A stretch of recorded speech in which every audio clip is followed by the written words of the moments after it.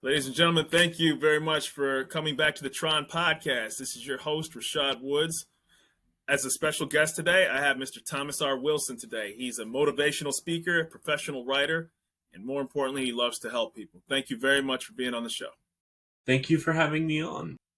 It's awesome. So, I think that let's just, I don't want to talk more about you than obviously this. I want to make sure I'm asking you the proper questions, but I just have to say the work that you do with communities in need, you speak at conventions and you help people. Can you give a little insight into the work you do? Absolutely. So I am a storyteller, writer, advocate, business owner, family consultant, many different roles. Everything I do is meant to serve the neurodiverse, mental health, and numerous other underserved communities.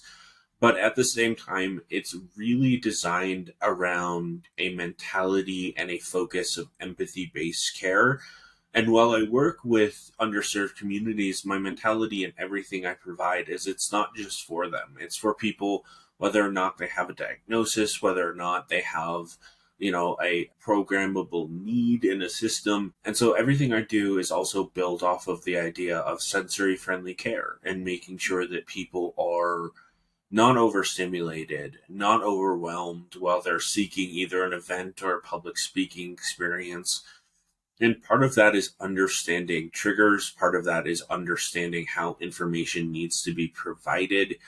But an even larger part of that is really emphasizing that while there's no clear framework that's going to work for every person in the same capacity, there are ways that we can help people no matter their needs. And the key part of that is communicating with them, asking what they need, understanding that whether or not we have good intentions as providers, the root of care, the root of support is in that person and providing them what they need, how they need it, and understanding that if someone asks for something, that is the most important aspect. Correct. And you came from a place of personal experience. Obviously, I only want you to share what you're willing to reveal, but I did go to your website and saw that, your background kind of formulated how you are and what you decided to get your field into. Are you willing to share that part of yourself? Yes, thank you for asking. I am. So I am a big believer in sharing my story. I'm a big believer in not sharing other people's. Part of that is for me to make sure that I honor my personal experiences. So as a kid, when I was early in school, I had, as many people do nowadays, a rough time in like pre-K, kindergarten. I didn't really pass those. I had to do that twice.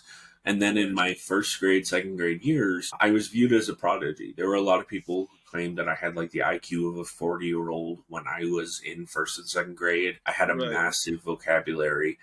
And then as I entered into third grade, I had a very significant loss in my life. And that really triggered my own introduction into my mental health needs.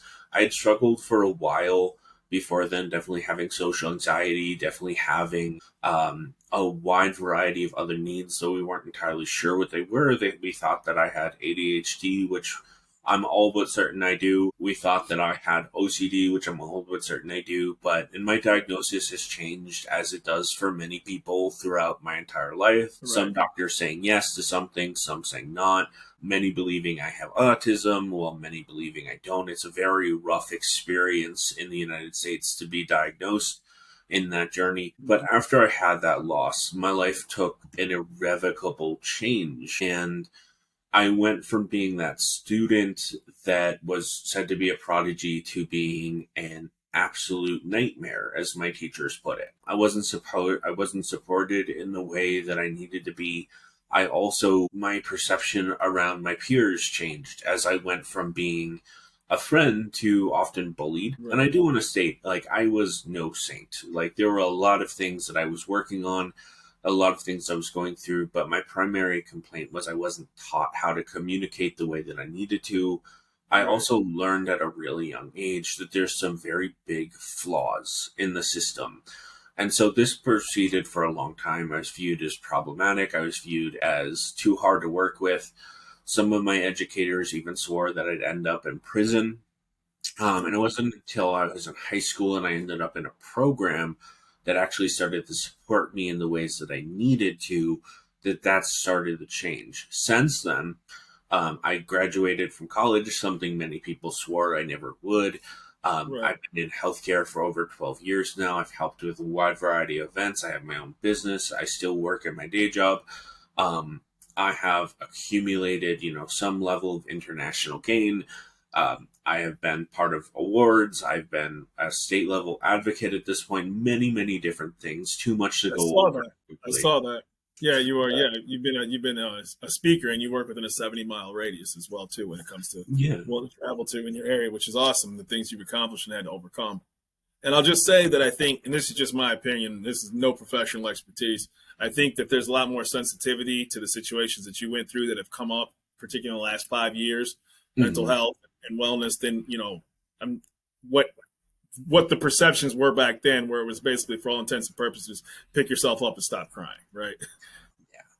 Right. The knees in early thousands, I always say, were a very weird point when it came to empathy and our understanding of mental health care. I remember as a kid, the running joke in a lot of shows was if you went to therapy, you were crazy. Like, Right. just Right. crazy. And a lot of people don't notice that as much now, but there's still a lot of work that needs to be done in advocacy and in representation.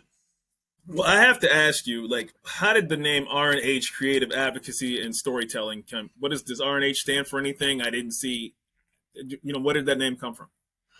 Thank you for asking that. I'm not always asked that, but the R&H, so that comes from Roadhog. So when I was younger, or my early 20s, I actually got a job with a prestigious like online fan website to create and write articles for them. And so they Okay. asked me to create a username so that I could have some level of confidentiality. Right. And so I decided I've always loved hawks and I love. Oh, I think we got disconnected. I think we got disconnected there for a second. Beautiful internet, ladies and gentlemen. Yeah. Um. Anyway, so I was asked to create that username. I love Hawks, but I also really love the character Rhodey from the MCU and Marvel Comics. Okay. Iron Okay. Man's best friend. So I was like, okay, Yeah, I'm yeah, gonna yeah. merge the two. Yeah. My first article I wrote actually got like 40,000 views in a 24-hour period. It was Oh, wow. wild. That's And it awesome. continued to grow. And so Roadhawk has joined me at multiple different online presences, multiple different business ventures. It's something that means a great deal to me. And when I was creating my business, I'm like, okay, I want something that's going to tie me to all these various successes that I've had in my life. And so I have the R and H there, and then the creative advocacy and storytelling. I didn't realize when I came up with it how important that was to me. I wanted to make Right. sure I had something that really matched what I wanted to do. But Okay. it's actually kind of funny in that that name helped to shape what I do more Right. necessarily than what I was planning on doing. And so it's a great level of pride to have that business name.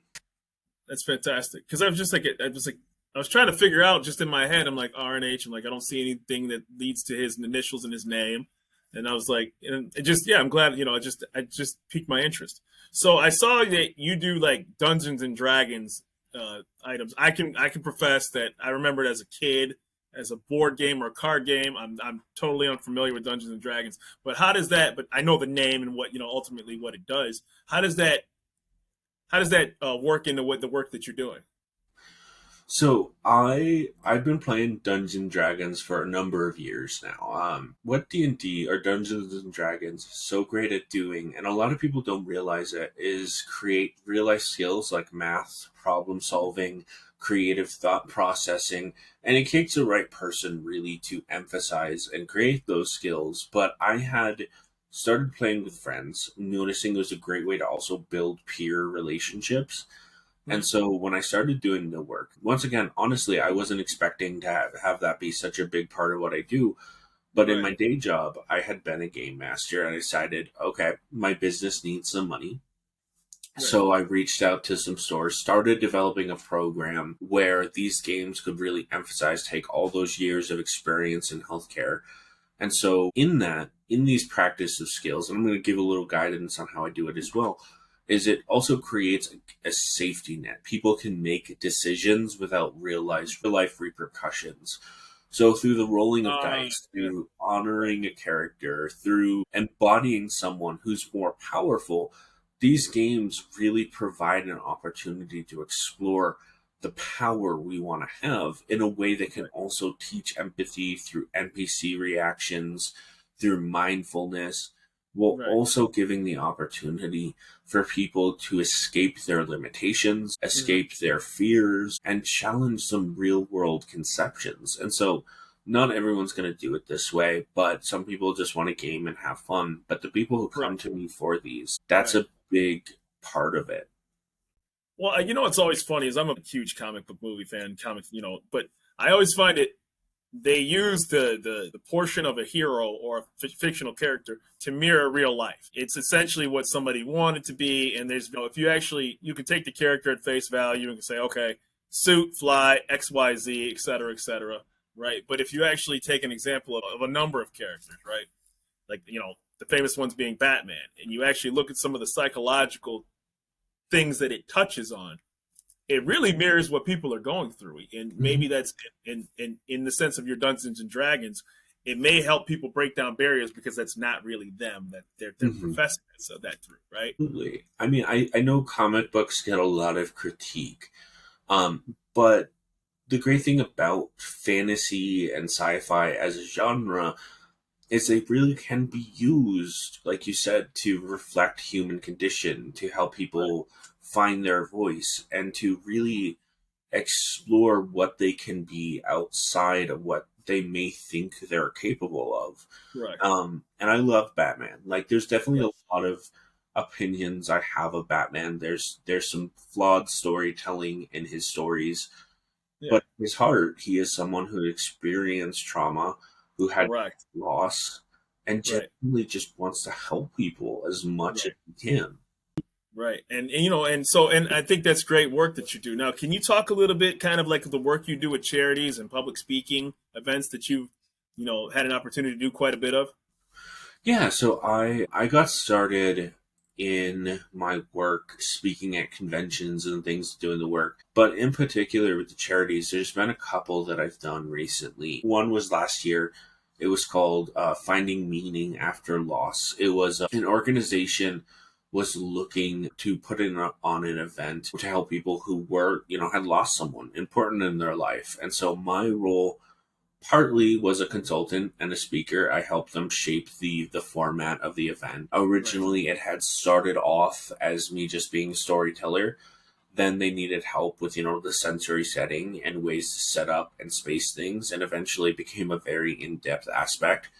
But what I did was get to tell stories around helping people identify various aspects of recovery and loss. right, I've also spoken at an event a couple years ago where I got to tell my story and the importance of overcoming stigma on neurodiversity. But on top of that, I've also spoken at numerous different events and various charities and right. spaces on the importance of utilizing creativity as a means to empower people. And this has been with charities, this has been on podcasts, this has been even at spaces held for people at locations. And so locations, I should say, like schools and libraries and things. And Correct. so this is Right. really the central focus is we don't have to hold ourselves back. We don't have to believe in a negativity based mindset, especially when we help people or educate people. Right. And we as people can do a lot more than a lot of people may want us to believe, especially as those of us who live with neurodiversity and mental health.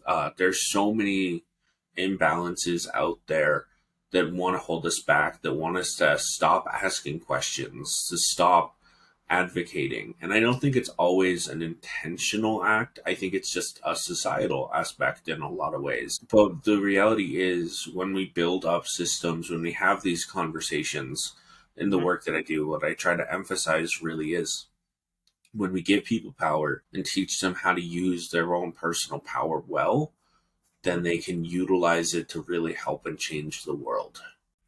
So when you're dealing with people who are dealing with personal loss, typically people fall into various vices. Some people cope better than others. Some people fall into food, some people fall into alcohol and drugs. Do you work with like your state Medicaid or any departments that may assist with people who need to help, health and human services or different departments that really need maybe, a lot more services that may be available to them, or do you coordinate somehow with them? So I haven't directly worked with Medicaid. I've worked with a variety of different systems. It's a goal for me to get into Medicaid at some point.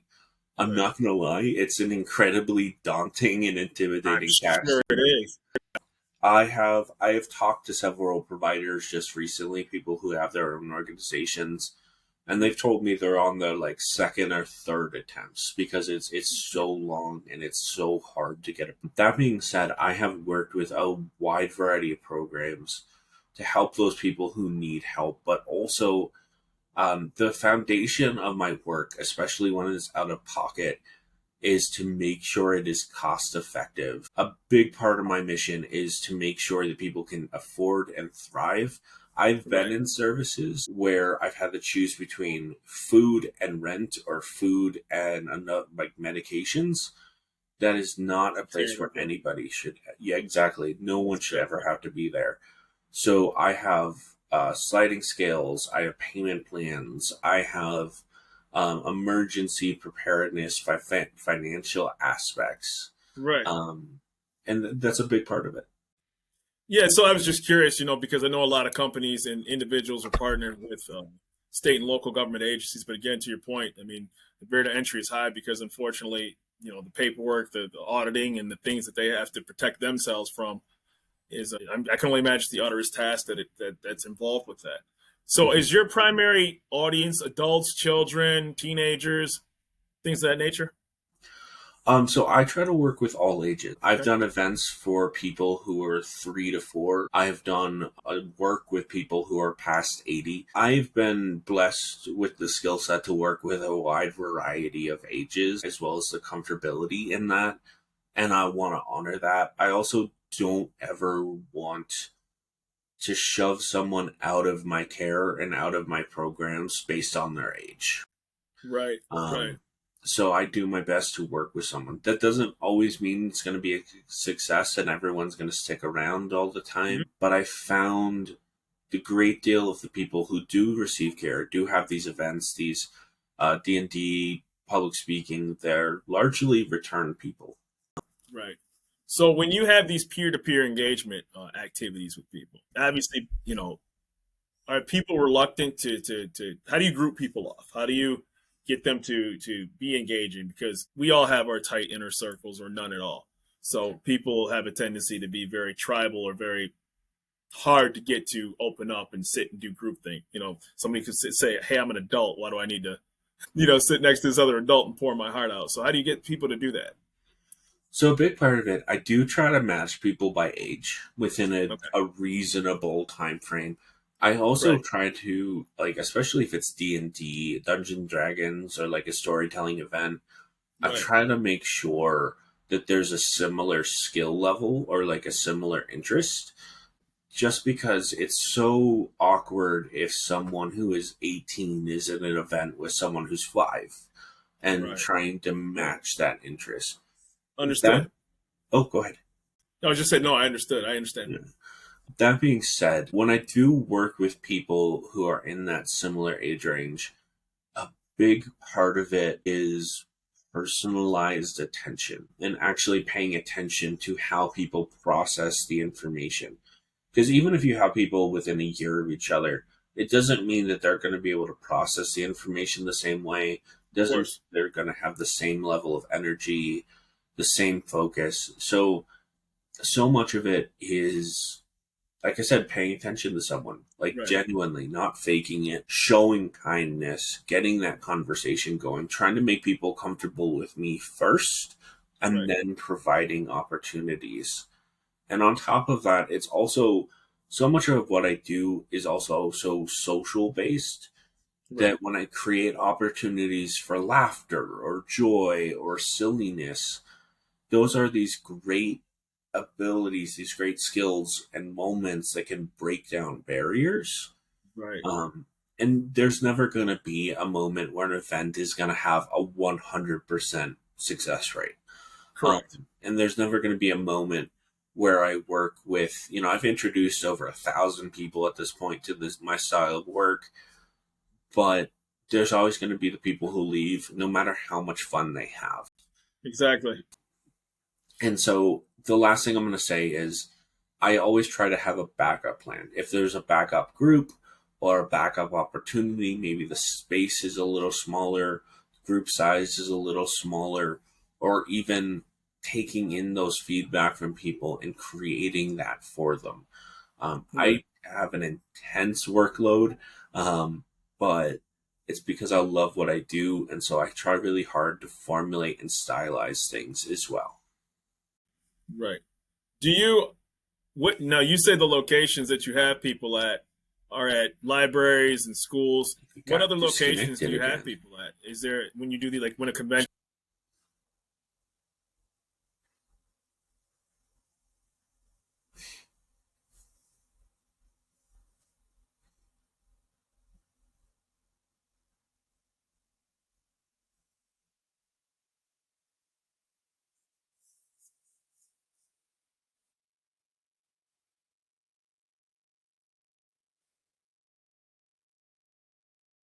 Hmm.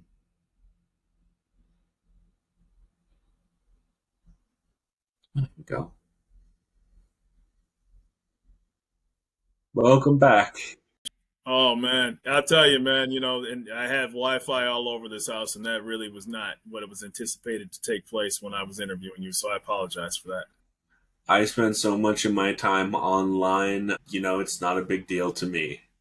This stuff No, happens. yeah, that's the unfortunate, right? So, like, I mean, we've all seen the, kind of the videos where the conference call goes torpedoes downhill Mhm. because of the connection, and I'm just a living, breathing example of that. So, I really, just to pick up where we're left off at, real quick, the question I was asking was, how does where do your conventions and things? You said schools, libraries. Well, when you have those bigger events, where do those take place?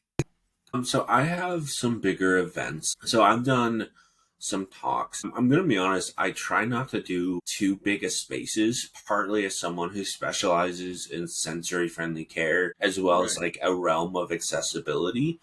I try right, really hard to always make sure I have like at least a space where I know how I can support people within it. right, I have done some events with like several hundred people and lots of different eyes. And so when I do those are typically like at so I've done one at a space at a theater in Denver in my area, and there were a good chunk it's of dope. people Dope. there. Thank you. Yeah. Um, I'm currently working on a few others. I typically don't provide those. I will do those with in collaborations with Correct. others. That's what I said. Yeah, thank you. But it's all focused really on that idea of keeping true to my mission. I've applied to things like TED Talk and other things. My only worry with doing, well, not my only, but one of my main worries with doing that is if someone shows up to hear a sensory friendly specialist and then they're completely overwhelmed the whole time just because of the Right. amount of people and all those. Right.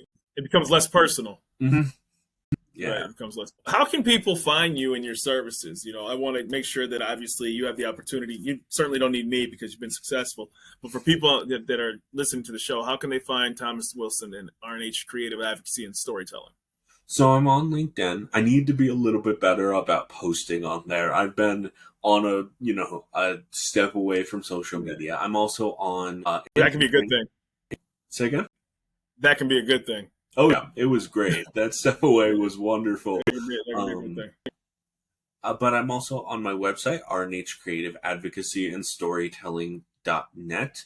I Yeah. didn't realize how long that is for a URL until I created it, was stuck with it. Right, Um, right, right. You can also reach me at NDTTRPG, and I'm going to go through that a little slower. NDTTRPG at gmail.com. I love questions. I will also make Right. sure that my link tree and my email on everything is provided to make that easier for everyone. Right. But yeah, those are the easiest ways. Well, the work you do is very commendable. Being able to talk to communities and help people with some very trying times and experiences and trauma. I think that the one thing that is unavoidable, and if you live at any point in life, and see enough, you will encounter things that ultimately will test your will. Anybody who it's okay to ask for help and services. And I think that's very important that people know that. And the internet has kind of, I think, democratized the process, because then people can talk to people who they haven't. But there's also a lot of bad actors out there to take advantage of people. And you're clearly not. That's not what you do. So I commend you for being able to help people, and share your personal story as well, too, on the T.R.O.N podcast, sir. Thank you very much. So with that being said, ladies and gentlemen, this is Mr. Thomas R. Wilson. We thank you for your time, and we can't wait to talk to you again, by the way, with better internet. Thank you very much. I'm excited. Talk to you soon, sir. Talk to you soon.